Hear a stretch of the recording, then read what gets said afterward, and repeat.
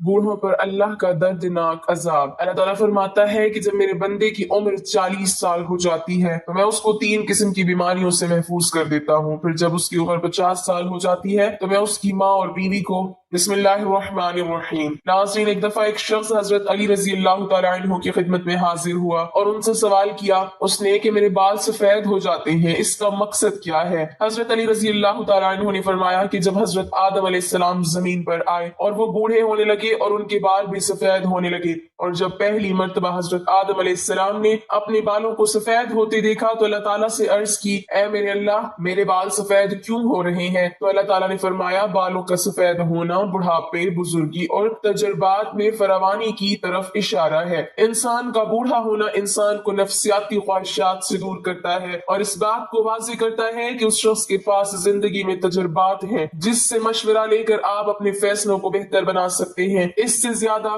بوڑھوں کے مشورے اللہ تعالیٰ زیادہ پسند کرتا ہے، یعنی کہ بوڑھوں کے پاس جو تجربات ہوتے ہیں وہ اچھا مشورہ دیتا ہے اور اللہ تعالیٰ بھی ان مشوروں کو پسند کرتے ہیں۔ اسی طرح بالوں کے احکامات کے حوالے سے آپ کو یہ بھی بتاتے ہیں کہ سفید بالوں کو اکھیڑنا چاہیے یا نہیں، یا پھر بالوں کو رنگ کرنا چاہیے یا نہیں۔ عمر بن شعیب رضی اللہ تعالیٰ عنہ سے روایت ہے کہ حضور اکرم صلی اللہ علیہ وسلم نے فرمایا، سفید بالوں کو نہ اکھاڑو، کیونکہ بڑھاپا، بالوں کا سفید ہونا مسلمانوں کے لیے نور ہے۔ جو شخص حالت اسلام میں بڑھاپے کی طرف قدم بڑھاتا ہے، جب کسی مسلمان کا ایک بال سفید ہوتا ہے تو اس کی وجہ سے اللہ پاک اس کا ایک گناہ مٹا دیتا ہے اور اس کی ایک نیکی لکھ دیتا ہے اور اس کا ایک درجہ بلند کر دیتا ہے۔ اسی طرح یہ حدیث مختلف کتابوں میں بیان کی گئی ہے۔ احادیث کی جو کتابیں ہیں ان میں بھی ان کو بیان کیا گیا ہے۔ اب وہ دوسری بات کرتے ہیں کہ سفید بالوں کو رنگنا چاہیے یا نہیں۔ بالوں کو رنگنا خضاب کہلاتا ہے۔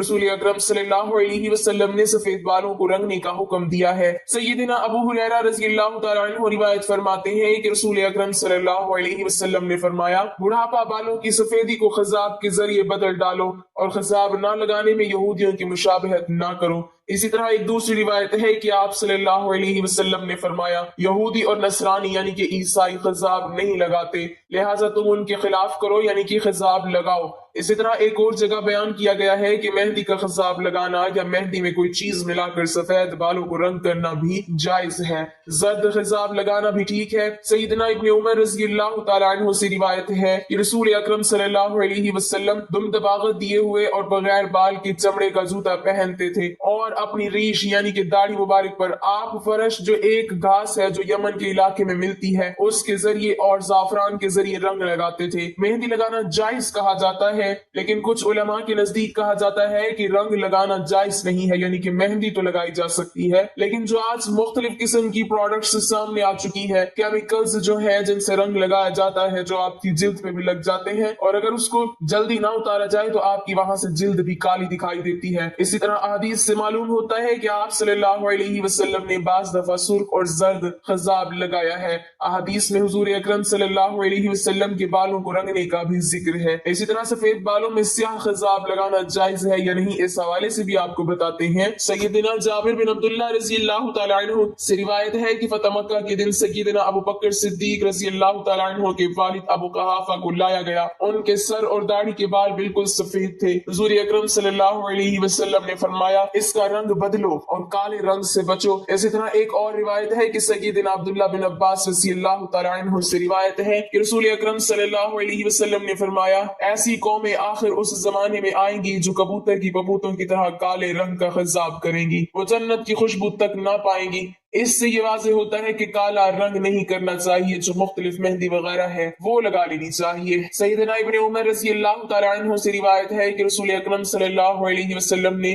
غذا منع کیا ہے۔ غذا کی 4 اقسام ہوتی ہیں۔ سب سے پہلے یہ کہ سر کے بال سارے نہ منڈوانا، بلکہ جگہ جگہ سے پھٹے ہوئے بادلوں کی طرح ٹکڑوں میں منڈوانا، جبکہ دوسری جو ہے وہ یہ ہے کہ درمیان سے سر کے بال منڈوانا اور اطراف سے بال چھوڑ دینا، جبکہ تیسری یہ ہے کہ اطراف منڈوانا اور درمیان سے سر کے بال چھوڑ دینا، جبکہ چوتھی یہ یہ ہے کہ آگے سے بال منڈوانا اور پیچھے سے چھوڑ دینا۔ جو آج ہم مختلف فیشنز دیکھتے ہیں، مختلف سٹائلز دیکھتے ہیں جو مغرب سے ہمارے معاشرے میں آتے ہیں، ان سے منع کیا گیا ہے۔ علامہ ابن تمیمہ رحمۃ اللہ علیہ فرماتے ہیں کہ عدل و انصاف قائم کرنے کے لیے اللہ اور اس کے رسول اکرم صلی اللہ علیہ وسلم کی کمال صحبت اور شفقت سے انسانی جسم میں بھی عدل کا خیال رکھا کہ سر کا بعض حصہ منڈوا کر اور بعض حصہ ترک کر کے سر کے ساتھ بے انصافی نہ کی جائے، بالوں سے کچھ حصہ سر کا ننگا کر دیا جائے اور کچھ حصہ ڈھانپ لیا جائے، یہ ظلم کی ایک قسم ہے۔ اسی طرح سیدنا ابن عمر رضی اللہ تعالیٰ عنہ سے روایت ہے کہ نبی اکرم صلی اللہ علیہ وسلم نے ایک بچے کو دیکھا کہ اس کے سر کا کچھ حصہ منڈا ہوا تھا اور کچھ چھوڑا ہوا تھا۔ آپ صلی اللہ علیہ وسلم نے ان کو ایسا کرنے سے روکا اور فرمایا تم اس کا سارا سر منڈواؤ یا سارا سر چھوڑ دو۔ اس حکم میں جوان بوڑھے تمام لوگ ہی شامل ہیں، صرف بچوں کی تشخیص کی کوئی دلیل نہیں ملتی۔ سائنس نے بھی مختلف ریسرچ کی ہے اور ان کے مطابق سر کے بالوں کے سفید ہونے کے 6 اسباب ہیں۔ پہلی وجہ ہے کہ وراثت میں، یعنی کہ آپ کے باپ دادا سے چلتا ہوا آتا ہے، یعنی گنجا پن یا سفید بال۔ دوسری وجہ یہ ہے کہ آٹو امیون امراض جو کہ ایک بیماری ہے، اس کی وجہ سے بھی یہ ہوتا ہے۔ تیسری وجہ ہے آلودہ ماحول، یعنی کہ گندگی کی وجہ سے بھی انسان کے جو بال ہیں وہ سفید ہوتے ہیں۔ چوتھی وجہ ذہنی تناؤ، یعنی کہ انسان جب زیادہ سوچتا ہے یا ڈپریسڈ رہتا ہے، یعنی ذہنی تناؤ کا شکار ہوتے ہیں، اس کی وجہ سے بھی سر کے بال سفید ہو جاتے ہیں۔ پانچویں وجہ سگریٹ کے دھوئیں کی زد میں رہتا ہے، یعنی کہ آپ کے ارد گرد سگریٹ رہے، اس کا دھواں رہے، یا آپ خود بھی سگریٹ پیتے رہیں، اس کی وجہ سے بھی بال سفید ہوتے ہیں۔ چھٹی وجہ یہی ہے کہ عمر کی وجہ سے بال سفید ہوتے ہیں۔ حضرت ابو ہریرہ رضی اللہ تعالیٰ عنہ فرماتے ہیں کہ میں نے حضرت محمد صلی اللہ علیہ وسلم کو فرماتے ہوئے سنا ہے کہ جس مسلمان کے سفید بال ہوں وہ اپنے سفید بالوں کو نہ اکھاڑو، کیونکہ قیامت کے دن سفید بال بندے کے لیے نور بن کر ظاہر ہوں گے۔ سفید بالوں کے بدلے اللہ تعالیٰ جتنی تعداد میں سفید بال ہوں گے، سفید بال کے حساب سے اس بندے کی نیکیوں میں اضافہ کر دے گا،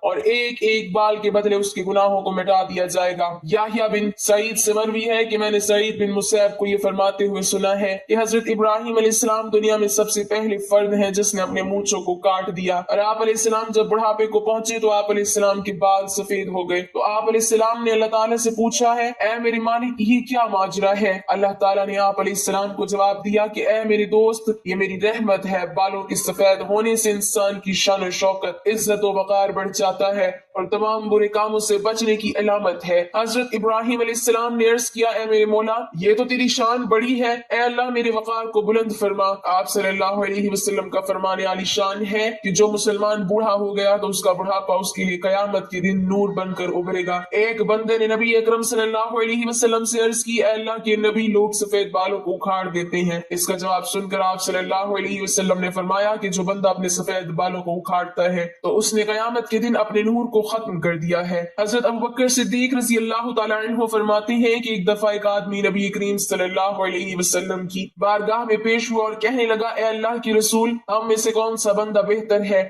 آپ صلی اللہ علیہ وسلم نے فرمایا کہ جو بندہ بڑھاپے میں پہنچ گیا اور اس کی نیکیاں بہت زیادہ ہیں وہ سب سے بہتر ہے۔ اس نے پھر دریافت کیا کہ یا رسول اللہ سب سے برا کون شخص ہے؟ آپ صلی اللہ علیہ وسلم نے فرمایا کہ جو بڑھاپے میں گیا اور اس کے گناہ زیادہ ہوں۔ حضرت انس بن مالک رضی اللہ تعالیٰ عنہ سے روایت ہے کہ رسول اللہ صلی اللہ علیہ وسلم نے فرمایا کہ بچہ جب تک بالغ نہیں ہوتا اس کے نیک عمل اس کے والد یا والدین کے حساب میں لکھے جاتے ہیں، اور جو کوئی برا عمل کرے تو وہ نہ اس کے حساب میں لکھا جاتا ہے نہ والدین کے۔ پھر جب وہ بچہ بالغ ہو جاتا ہے تو قلم اس کے لیے جاری ہو جاتا ہے، اور 2 فرشتے جو اس کے ساتھ رہنے والے ہیں ان کو حکم دے دیا جاتا ہے کہ اس کی حفاظت کریں اور قوت بہم پہنچائیں۔ جب حالت اسلام میں 40 سال کی عمر کو پہنچ جاتا ہے تو اللہ تعالیٰ اس کو 3 قسم کی بیماریوں، جنون، جذام اور برس سے محفوظ کر دیتے ہیں۔ جب 50 سال کی عمر کو پہنچتا ہے تو اللہ تعالیٰ اس کا حساب ہلکا کر دیتے ہیں۔ جب 60 سال کو پہنچتا ہے تو اللہ تعالیٰ اس کو اپنی طرف رجوع کی توفیق دے دیتے ہیں۔ جب 70 سال کو پہنچتا ہے تو سب آسمان والے اس سے محبت کرنے لگتے ہیں، اور جب 80 سال کو پہنچتا ہے تو اللہ تعالیٰ اس کی حسنات کو لکھتے ہیں اور سیئات کو معاف فرما دیتے ہیں۔ پھر جب 90 سال کی عمر ہو جاتی ہے تو اللہ تعالیٰ اس کے سب اگلے پچھلے گناہ معاف فرما دیتے ہیں اور اس کو اپنے گھر والوں کے معاملے میں شفاعت کرنے کا حق دیتے ہیں اور اس کی شفاعت قبول فرماتے ہیں، اور اس کا لقب امین اللہ اور اسیر اللہ فی الارض یعنی زمین میں اللہ کا قیدی ہو جاتا ہے، کیونکہ اس عمر میں پہنچ کر عموماً انسان کی قوت ختم ہو جاتی ہے، کسی چیز میں لذت نہیں رہتی، قیدی کی طرح عمر گزارتا ہے، اور جب ارذل عمر کو پہنچ جاتا ہے تو اس کے تمام وہ نیک عمل نام اعمال میں برابر لکھے جاتے ہیں جو اپنی صحت و قوت کے زمانے میں کیا کرتا تھا، اور اگر اس سے کوئی گناہ ہو جاتا ہے تو وہ لکھا نہیں جاتا۔ حضرت جابر رضی اللہ تعالیٰ عنہ سے مروی ہے کہ آپ صلی اللہ علیہ وسلم نے فرمایا کہ حضرت جبرائیل علیہ السلام ابھی میرے پاس آئے اور فرمایا کہ قسم ہے مجھے اللہ تبارک و تعالیٰ کی جس نے آپ کو حق و سچ کے ساتھ بھیجا ہے، ایک آدمی نے 500 سال تک سمندر میں ایک پہاڑ کے اوپر رہ کر اللہ تعالیٰ کی عبادت میں گزار دیے۔ یہ پہاڑ تقریباً 30 مربع میل پر مشتمل ہے۔ یہ پہاڑ کئی سینکڑوں میل میں پھیلے سمندر کے اندر واقع ہے۔ اللہ تبارک و تعالیٰ نے اس بندے کے لیے اس پہاڑ پر میٹھے پانی کا چشمہ عطا کر دیا جس کی دھار ہاتھ کی انگلی کے برابر ہے۔ اس پہاڑ کے پاس ایک انار کو اگا دیا ہے جس پر ہر دن ایک انار لگ جاتا تھا۔ وہ بندہ پہاڑ سے نیچے آتا، انار سے پیٹ بھرتا، پھر وضو کرتا اور اللہ تعالیٰ کی عبادت میں مصروف ہو جاتا تھا۔ جب اس نے ایک بندے کی موت کا وقت آیا تو اس نے اللہ تعالیٰ سے دعا کی،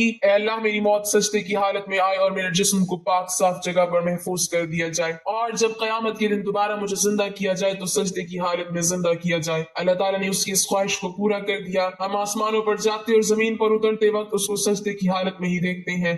روز قیامت جب اس شخص کو اللہ تعالیٰ کی بارگاہ میں پیش کیا جائے گا تو اللہ تبارک و تعالیٰ اس کو فرمائے گا کہ اے میرے بندے میری رحمت سے جنت میں چلے جاؤ، تو یہ بندہ سوال کرے گا اے اللہ میرے نام اعمال کی وجہ سے مجھے جنت میں کیوں نہیں بھیجا جا رہا؟ 2 بار یہی قصہ ہوگا، پھر اللہ تعالیٰ فرمائے گا جا بندے میری رحمت سے جنت میں چلے جا۔ پھر بندہ کہے گا اے اللہ میرے اعمال کی وجہ سے مجھے جنت کیوں نہیں عطا کی جا رہی؟ تو اللہ تعالیٰ اسے فرمائے گا کہ تجھے جو نعمتیں میں نے عطا کی ہیں اس کا اور تیرے عمل دونوں کا حساب کتاب ہوگا، صرف آنکھ کی نعمت سے اس کے 500 سال سارے کیے گئے، نیک اعمال ختم ہو جائیں گے اور باقی سارے جسم کے اوپر جو احسان ہوں گے وہ زیادہ ہوں گے۔ اللہ تعالیٰ فرمائے گا کہ اس بندے کو جہنم میں ڈال دو۔ جب اس کو جہنم میں لے جانے کے لیے پکڑا جائے گا تو وہ بندہ کہے گا اے اللہ تعالیٰ مجھے اپنی رحمت کے ذریعے جنت میں بھیج دو۔ اللہ تعالیٰ فرمائے گا کہ میرے اس بندے کو ادھر لاؤ۔ جب اس کو لایا جائے گا تو اللہ تعالیٰ فرمائے گا کہ تجھ کو پیدا کرنے والا کون ہے؟ وہ بندہ کہے گا اے اللہ تعالیٰ آپ ہی مجھے دنیا میں زندگی دینے والے ہیں۔ پھر اللہ تعالیٰ فرمائے گا کہ تجھ کو 500 سال تک زندہ رکھ کر عبادت کی توفیق دینے والا کون ہے؟ وہ جواب دے گا یا اللہ آپ نے ہی مجھے زندہ رکھا اور عبادت کی ہمت دی۔ اللہ تعالیٰ فرمائے گا کہ تجھے سمندر میں پہاڑ کے اوپر کس نے پہنچایا اور وہاں پانی اور انار مہیا کرنے والا کون ہے؟ وہ بندہ جواب دے گا یا اللہ آپ نے ہی مجھے سب کچھ عطا کیا ہے۔ اللہ تعالیٰ فرمائے گا کہ تیرے کہنے پر ہی میں نے تیری جان سجدے کی حالت میں نکالی اور سجدے کی حالت میں دوبارہ ڈالی، یہ سب میری رحمت کی وجہ سے ہی ہوا ہے، میں اب بھی تجھے اپنی رحمت کی وجہ سے ہی جنت میں داخل کر رہا ہوں۔ حضرت جبرائیل علیہ السلام نے فرمایا اے اللہ کے نبی دنیا آسمان میں جو کچھ بھی ہے وہ اللہ تعالیٰ کی رحمت ہے۔ اللہ تعالیٰ ہمیں بھی اپنی رحمت کے سائے میں رکھے اور ہمیں اپنی رحمت سے جنت عطا فرمائے، آمین۔ ناظرین کمنٹ باکس میں اللہ تعالیٰ کے 99 ناموں میں سے ایک نام ضرور ٹائپ کریں۔